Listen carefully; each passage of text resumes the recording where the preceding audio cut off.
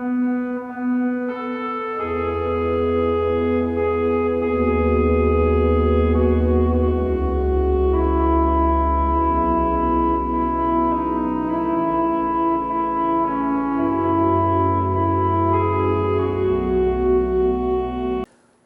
함께 볼 말씀은 신약 79쪽 마가복음 14장 3절에서 9절까지의 말씀입니다.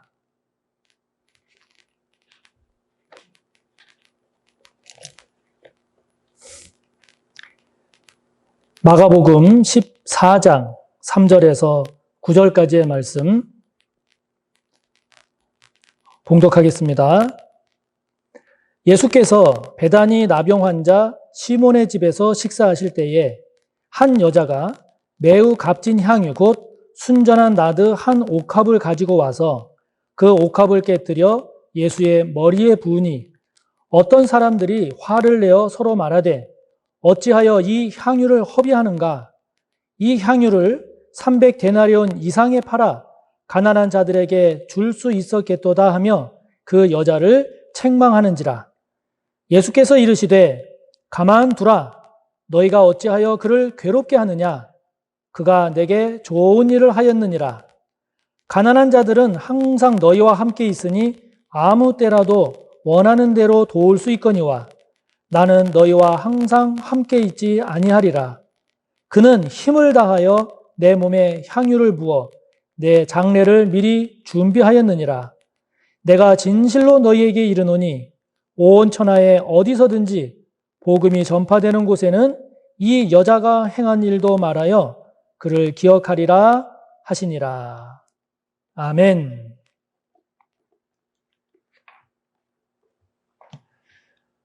마가복음을 통해서 보는 예수님을 만난 사람들, 오늘은 아홉 번째 순서로 옥합을 깬 여인에 대한 이야기입니다. 어느 한 집에 여러 사람들이 모여 있습니다. 모여서 함께 식사를 하고 있습니다.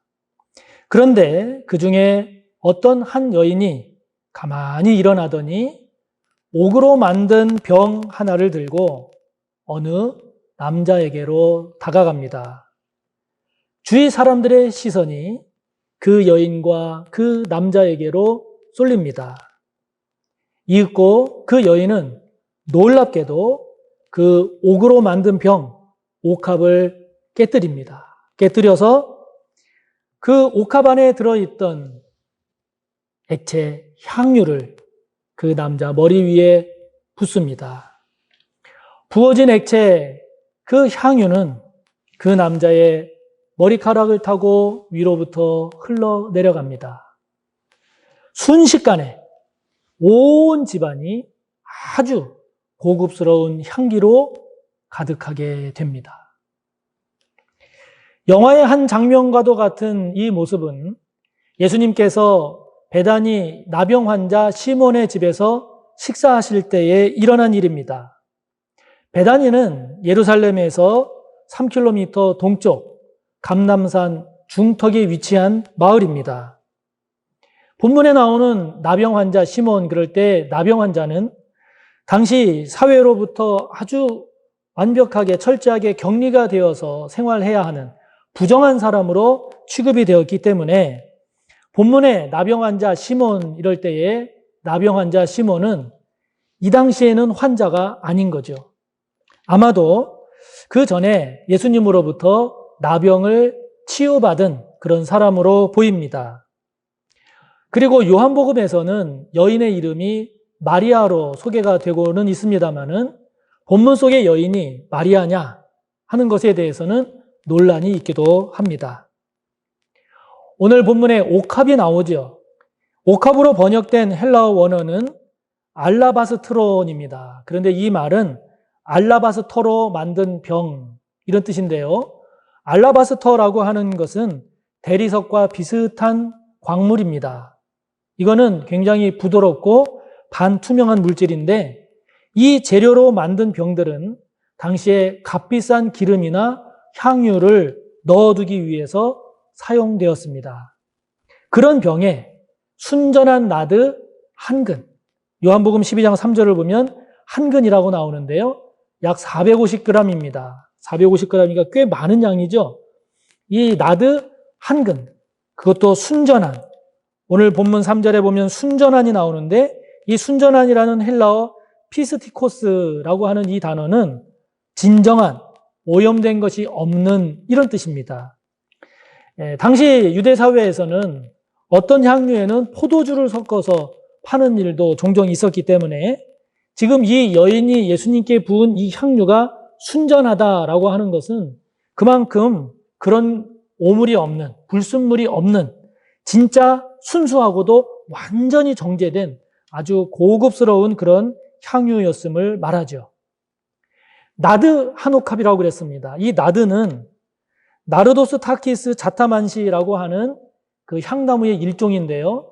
그 나무의 뿌리에서 축출된 아주 향기로운 점액성의 액체입니다. 그런데 이 나무는 그 당시 이스라엘에서는 자라지 않는 나무예요.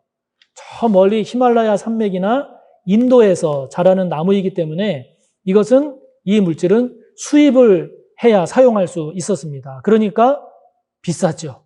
굉장히 가격이 비싼 거였습니다. 5절 말씀을 보면 지금 이 가치가, 이 여인이 부은 향유의 가치가 300데나리온 이상이라고 나오지 않습니까? 당시 노동자의 하루 품삯이 1데나리온이었으니까 쉽게 말하면 지금 300데나리온 이상이라고 하는 것은 노동자의 1년치 봉급. 쉽게 말하면 2천 내지 3천만 원 정도 되는 아주 그런 정말 비싼 고급 향유인 거죠. 그래서 당시 중요한 손님을 대접할 때는 이 향유를 몇 방울 떨어뜨렸다고 합니다. 그 표시로. 그런데 정말 최고의 헌신을 나타낼 때, 정말 최고의 헌신을 의미할 때 이 향유 전부를 사용했다라고 하는데 오늘 이 여인의 경우에는 그것도 옥합을 깨뜨렸단 말이에요. 옥합을 깨서 그 안에 있던 모든 향유를 예수님의 머리에 부었는데 그랬다라고 하는 것은 이 여인이 예수님을 어떤 분으로 어떻게 얼마만큼 생각하고 있는지를 잘 보여주고 있는 모습이죠. 성경을 보면 머리에 기름 붓는 경우가 3경우가 있습니다. 첫째는 왕이 즉위할 때 왕에게, 두 번째는 제사장이 취임할 때 제사장에게, 세 번째는 선지자로 세워질 때 그 선지자의 머리에 기름을 붓습니다. 그러니까 지금 이 여인이 예수님의 머리에 향유를 붓는다라고 하는 이 자세가 갖는 의미는 이 여인이 예수님을 자신의 왕으로, 자신의 제사장으로, 그리고 자신의 선지자로, 다시 말하면 자신의 메시아로 인정하고 받아들이고 있음을 보여주는 것이죠. 이런 여인의 행위에 대해서 반응이 어땠을까요? 어떤 반응이 나타났을까요? 오늘 본문에 보면 예수님께서 보인 반응이 있고 그리고 사람들이 보인 반응이 있습니다. 자, 먼저 예수님은 어떻게 이 여인의 행위를 평가하셨을까요? 오늘 6절 말씀을 보니까 예수님은 이 여인의 행위를 좋은 일로 평가하셨습니다. 왜냐하면 8절을 보면 그녀의 행위는 예수님의 장례를 미리 준비해 준 것이기 때문이라고 말씀합니다. 그러면서 예수님은 9절을 보면 이 여인의 이 행위에 대해서 온 천하에 어디서든지 복음이 전파되는 곳에는 이 여자가 행한 일도 말하여 그를 기억하리라 이렇게 칭찬하셨습니다. 아니 이것은 칭찬이 아니라 극찬이죠. 극찬하셨습니다. 여러분, 우리도 신앙생활을 하지 않습니까? 우리도 신앙생활을 하는데 신앙생활하는 저의 모습이 예수님께 이렇게 칭찬받는 신앙생활이어야 되지 않겠습니까? 제가 아는 장로교회에 장로님이 계십니다. 지금은 은퇴를 하셨는데요. 이 장로님이 선임 장로 시절입니다. 선임 장로님으로 섬기던 시절에 그 교회를 오랫동안 목회하던 목사님이 이제 은퇴를 하시고 이제 후임 담임 목사님을 청빙하는 그런 과정이 진행이 됐습니다. 그런데 담임 목사님을, 후임 목사님을 청빙하는 과정이 너무 힘들었다고 그래요. 새로운 담임 목사님을 청빙하는데 장로님들의 마음이 둘로 나뉘어졌다고 합니다. 그래서 이쪽에서 추천을 하면 저쪽에서 무조건 반대하고, 저쪽에서 추천을 하면 이쪽에서 무조건 반대하는 그런 상황이 벌어지고 말았다고 그래요. 그래서 1년 내지 2년 동안을 청빙을 하지 못하고 계속 어려움을 겪으면서 보내야 했다고 합니다.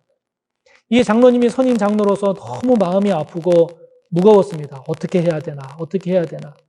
그러다가 기도하는 가운데 감동이 된 것이 새벽 기도, 작정 새벽 기도를 해야 되겠다. 이런 마음이 들어서 새벽 기도를 다니긴 하셨지만 이제 작정을 하고 그 문제에 집중해서 하나님께 기도하기로 마음을 먹으셨답니다. 새벽 기도에 나가서 기도를 하는데요. 작정 기도를 시작한 첫날부터 기도를 하기 시작하면 그렇게 눈물이 쏟아지더랍니다. 교회를 생각하면 너무 마음이 아프고, 성도님들을 생각해도 너무 마음이 아프고, 장로님들을 생각해도 너무 마음이 아프고, 주님을 생각하면 너무 죄송스럽고, 생각하고 기도할 때마다 그렇게 눈물이 쏟아지더랍니다. 그 장로님이 그렇게 거의 1년이 되도록 그렇게 새벽마다 눈물을 쏟으며 기도를 하셨는데 어느 순간부터 소식이 소리 소문 없이 교회에 퍼져나간 겁니다. 선임 장로께서 새벽마다 기도를 하시는데 그렇게 우시더라. 선임 장로님께서 새벽 기도에 그렇게 울면서 기도하신다. 그렇게 소리 소문 없이 교회에 퍼지더랍니다. 어느 날 그렇게 나뉘었던 장로님들이 다 같이 오셔서 그러시더랍니다. 장로님께서 추천하는 목사님이면 저희가 청빙하겠습니다. 그러시더랍니다. 그래서 그 교회가 그렇게 해서 후임 담임 목사님 청빙이 이루어졌다고 그러시더라고요. 여러분, 칭찬 듣는 성도가 됩시다. 기억되는 성도가 됩시다. 복음이 전파되는 곳에서는 항상 같이 말하여 기억될 것이다 라고 하는 이 여인처럼 우리 교회의 은혜를 말할 때, 우리 서호교회의 부흥을 이야기할 때에 칭찬 듣는 그 성도, 기억되는 그 성도가 저와 여러분이 꼭 되시기를 바랍니다. 다른 사람들의 반응은 어땠을까요? 다른 사람들의 반응은 어땠을까요? 사전 말씀을 보면 어떤 사람들로 나오는 사람들의 반응이 나오는데 그들은 이 여인을 책망했습니다. 화를 냈습니다. 마태복음 26장 8절을 보면 그들은 제자들로 나옵니다. 요한복음 12장 4절을 보면 그는 가려운 유다로 나오는데 이들의 반응을 보면 이들은 문개했다고 했습니다. 오늘 본문 4절을 보니까 이 사람들에게 이 여인의 행동은 쓸데없는 것에 소비하고 있는 모습, 아주 어처구니 없는 그런 모습으로 보는 것입니다. 이 향유를 쓰면 그래서 2천만 원 내지 3천만 원이 되는데 그 돈이면 무엇을 해도 값어치 있는 그 일을 할 수 있는데 아니 그래 그 비싼 것을 고작 사람 머리 위에 부어서 그를 그냥 소비하는가. 너무 어리석어 보였다는 것입니다. 제정신이 아니라는 것입니다. 여러분은 어떻게 생각하십니까? 오래전에 섬겼던 교회에 한 권사님이 생각이 납니다. 하루는 그 권사님이 기도를 부탁하신다고 하면서 찾아오셨습니다. 당시 그 교회는 건물이 굉장히 오래되고 낙후돼서 이제 교회를 새로 건축하기로 하고 모든 성도님들이 작정을 하고 성도님을 하기로 했습니다. 이 권사님의 말씀을 들어보니까 권사님 자신도 너무 건축 헌금을 하고 싶은 거예요. 그런데 문제는 남편이 믿음이 없는 거예요.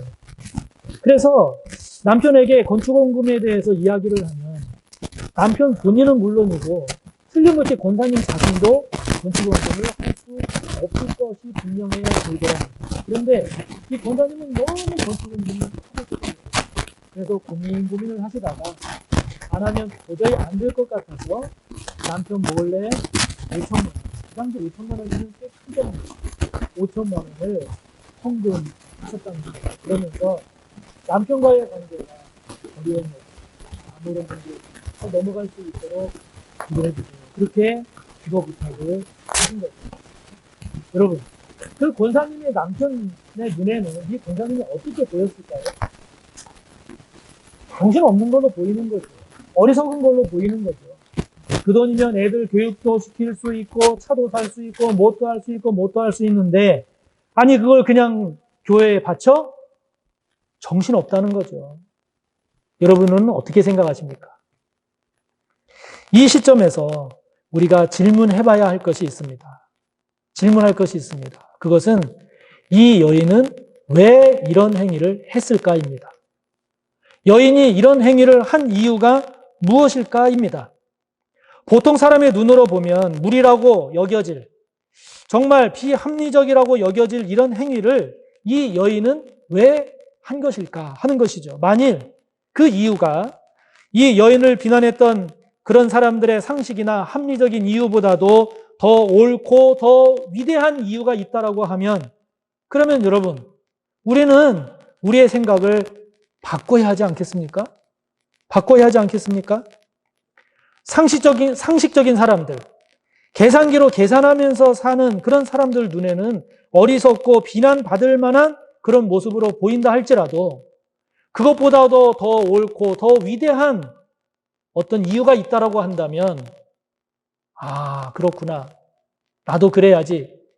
이렇게 우리의 생각을 바꿔야 하지 않겠습니까? 그렇다면 이 여인이 그 비싼 고급 향유를 그것도 옥합을 깨고 예수님의 머리에 다 부은 이 여인은 왜 이런 행위를 한 것일까요? 그 이유가 뭘까요? 성경에 소개되어 있지는 않지만 모르긴 해도 이 여인은 예수님으로부터 그럴 만한 큰 사랑을 받았음에 틀림없습니다. 누가복음 7장 47절을 보면 예수님 말씀하시기를 많은 죄를 용서받은 자가 많이 사랑하고 용서함을 받은 일이 적은 자가 적게 사랑한다고 말씀하셨습니다. 그러니까 이 여인은 예수님으로부터 큰 사랑을 받았음에 틀림없습니다.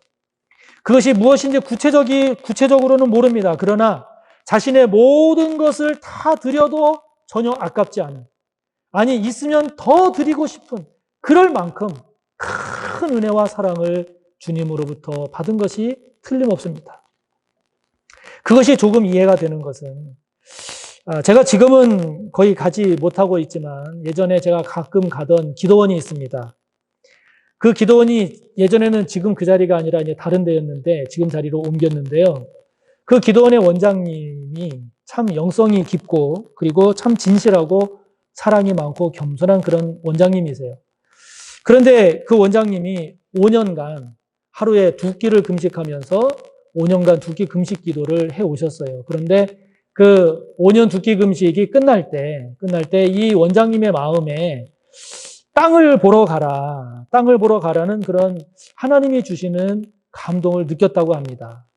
갑자기 그런 감동을 받으니까 이게 뭔가 그렇게 의아해 하시기도 하고 그리고 하나님 그러면 뭐로 땅을 사요? 돈 가진 것도 없는데 이렇게 걱정하고 또 의심을 했답니다. 그런데 계속 그런 감동이 솟아나니까 그걸 또 무시할 수는 없으니까 이 원장님이 나가셨대요. 그냥 무조건 나간 거죠. 나가서 이제 이곳저곳을 보는데 지금의 이제 기도원 자리를 보면서 여기가 기도원이 되었으면 정말 좋겠다. 이런 생각이 들더랍니다. 그런데 문제는 돈이 없잖아요. 그 당시로 10억이 넘는 그런 돈이 필요한데 그 10억이 넘는 돈을 어디서 어떻게 마련할지 막막한 거죠. 그래도 일단 감동이 되니까 일단 계약을 했답니다. 계약을 하고 이제 기도를 하고 있는데 어느 날 어느 한 성도님이 찾아왔습니다. 그 성도님이 찾아와서 그 성도님이 헌금을 하고 가셨는데 10억 원을 헌금을 하고 가셨습니다. 여러분 10억을 헌금해 본 적 있으십니까? 그것도 자기가 섬기는 교회가 아닌 다른 교회의 기도원, 다른 목회자에게 말이죠. 여러분 이거는 전혀 흔치 않은 일입니다. 아주 흔치 않은 일입니다. 그런데 이 성도가 왜 이 기도원에 10억 원의 큰 그런 헌금을 했을까요? 그 이유가 뭘까요? 이유를 들어보니 이 성도님이 말기암 환자였습니다. 암 말기 환자였는데 이 기도원에 다니면서 기도를 받고 예배를 드리는 가운데 그 병이 치유된 거예요. 암이 치유된 겁니다. 그러니까 이분이 너무 기쁘고 너무 감사한 거죠. 치유해 주신 하나님께 감사하고 이 기도원을 만나게 해주셔서 감사하고 원장님을 만나서 감사하고 너무 기쁘고 감사해서 그 기도원에 10억 원을 헌금하신 겁니다. 그렇습니다. 헌신과 섬김은 받은 은혜만큼 하게 되어 있습니다. 받은 은혜가 크면 헌신도 큽니다. 받은 은혜가 깊으면 섬김도 깊게 되어 있습니다. 이 여인이 주님으로부터 받은 은혜가 그런 은혜였던 것이죠. 그래서 자신의 이런 행위가 값비싼 고급 향유를 그냥 허비하는 것이 아닌 참으로 그렇게 하고도 남을 만한 그런 일임을 믿었음에 틀림없습니다. 그리고 예수님은 그렇게 대접을 받아도 되실 만한, 아니 더 해드리고 싶은데 하지 못하는 것이 죄송한, 그럴 만큼 예수님은 그에게 위대하고 감사한 그런 분이었던 것이죠. 그러므로 우리는 이 여인의 행위가 옳으냐 옳지 않으냐, 상식적이냐 비상식적이냐 이렇게 볼 것이 아니라 저와 여러분은 주님으로부터 받은 은혜를 얼마만큼 어떻게 깨닫고 있느냐라고 하는 것을 돌아봐야 하지 않겠습니까? 이 여인의 행위가 이해가 되는 사람은 주님으로부터 그런 은혜를 받았음을 깨닫고 있는 사람이고, 이 여인의 이 행위가 이해가 안 되는 사람은 아직도 주님으로부터 받은 은혜가 그런 은혜임을 깨닫지 못하고 있는 그런 사람일 수 있습니다. 또한 이 여인이 그렇게 할 수 있었던 또 하나의 이유, 그것은 기회가 더 이상 없기 때문이었습니다. 지금이 아니고서는 더 이상 주님을 위해 헌신할 수 있는 기회가 없다고 생각한 것이죠. 주님이 말씀하신 것처럼 장례를 치르는 것처럼 말입니다. 목회를 하다 보면 장례에 참석하곤 합니다. 경우에 따라서는 먼 곳을 다녀올 때도 있죠. 예전에 한 성도님의 부친이 소천을 하셔서 조문을 하러 갔습니다. 전라남도 무안이었습니다. 좀 멀죠. 멀지만 성도님들과 함께 조문을 갔어요. 갔더니 너무 반갑고 너무 고마워 하시더라고요. 저희들뿐만 아니라 그 성도님의 직장 동료가 서울에서부터 그 먼 길을 내려온 분들이 계시더라고요. 이야기를 나눴는데 그분들이 이제 밤을 새고 그 다음날 일찍 서울로 올라갈지 모르겠다, 그런 이야기도 하시더라고요. 장례가 발생하면 많은 사람들이 모든 일을 다 내려놓고 장례식장을 가거나 장례식을 치릅니다. 이거를 우리가 상식적으로 합리적으로 계산을 해보면 그 기간 동안 오며 가며 일을 안 하게 되면 그 시간만큼 경제적으로 시간적으로 큰 손해임에도 불구하고 자기 비용을 들여서 그 장례식을 참석을 합니다. 특히 유족들의 경우에는 이틀, 3일, 거의 일주일 동안 모든 것을 다 내려놓고 장례 절차에 매달리죠.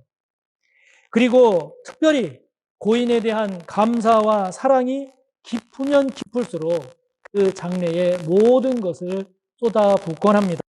그래서 그 고인을 위해서 사용되는 비용이 여건만 된다면 가장 좋은 것으로, 가장 비싼 것으로 하는 경우를 우리가 종종 보죠. 왜 그렇습니까? 이때밖에 없다는 거예요. 고인을 위해서 섬길 수 있는 마지막 기회라고 생각하기 때문입니다. 여러분, 이 여인에게 예수님이 그런 분이었던 것이죠. 과연 이 여인에게 그 행위를 한 이 여인에게 누가 손가락질을 할 수 있겠습니까? 여러분, 우리가 기꺼이 분에 넘치도록 헌신하고 섬길 수 있는 분이 있다. 그것은 우리에게 부담이 아니라 복입니다. 복입니다. 정말 무엇을 드려도 아깝지 않고 아무리 헌신해도 지나치지 않는 그런 은혜와 사랑을 우리가 받은 기억이 있다, 받은 체험이 있다라고 하면 그것은 우리에게 정말 큰 기쁨이고 감사죠. 우리에게 그런 큰 은혜와 사랑에 대한 뜨거운 추억이 없다면 그것은 오히려 우리에게 불행한 일입니다. 우리의 전 삶을 드려도 아깝지 않고 나의 모든 것을 드린다 할지라도 전혀 아깝지 않은 그분, 또 아깝지 않은 그런 일이 있다라고 하면 우리는 진짜 행복한 사람인 것이죠. 여러분, 여러분에게 주님은 어떤 분입니까? 여러분의 모든 것을 드려도 아깝지 않은 그런 분입니까? 아니면 그냥 그저 일반 사람과 같은 사람에 불과합니까? 여러분에게 하나님의 영광을 위한 일은 남들이 하면 하고 남들이 안 하면 안 하는 그런 수준의 일입니까? 아니면 여러분의 몸을 드리고 여러분의 시간을 드리고 여러분의 물질을 드리고 여러분이 헌신을 하고 또 해도 아깝지 않은, 감사한, 후회하지 않는 정말 귀하고 귀한 일입니까? 이 여인에게 있어서의 주님이 바로 저와 여러분에게 그 주님이 되기를 바랍니다. 주님을 위한 헌신의 때가 있습니다. 하나님의 영광을 위해서 헌신할 수 있는 때가 있습니다. 여러분에게 그 기회가 주어질 때 헌신할 수 있는 복이 있기를 바랍니다. 그것이 여러분에게 이 여인처럼 진정 기쁨이 되고 감사가 되는 그런 은혜로운 헌신이 되기를 축복하는 것입니다. 그런 멋진 추억, 그런 멋진 삶의 역사가 여러분에게 있기를 바라는 것입니다. 이 여인의 신앙이, 이 여인이 보여준 신앙이 저와 여러분의 신앙이 되기를, 이 여인이 누린 기쁨과 감사가 저와 여러분의 기쁨과 감사가 되기를, 이 여인의 헌신과 섬김이 저와 여러분의 주님을 향한 섬김과 헌신이 되기를 간절히 바랍니다. 기도하겠습니다. 하나님 아버지, 오늘 주님에게 옥합을 깨뜨려 그 안에 들어있던 고급 향유를 주님께 다 부은 여인을 우리가 만납니다. 아버지 하나님, 이 여인이 주님을 향하여 가졌던 그 마음, 그 은혜에 대한, 주님의 사랑에 대한 감사와 주님을 위한 헌신, 아버지 하나님, 주님을 향한 사랑과 감사와 헌신과 섬김이 이 여인과 같기를 원합니다. 그렇게 주님의 은혜에 대해서 깊이 깨닫고 주님의 사랑에 대해서 뜨겁게 감사할 수 있는 저희가 되기를 원합니다. 또한 아버지 하나님, 하나님의 영광을 위하는 일에, 하나님의 선한 뜻을 위하여 헌신하는 일에, 하나님께서 기뻐하시는 그 선하고 의로운 일에 저희들이 아낌없이 우리의 시간과 물질과 우리의 삶을 들여도 기쁘고 감사할 수 있는 저희들이 되기를 원하오니 주여 우리에게 그런 은혜와 복을 허락해 주옵소서. 예수님의 이름으로 기도하옵나이다. 아멘.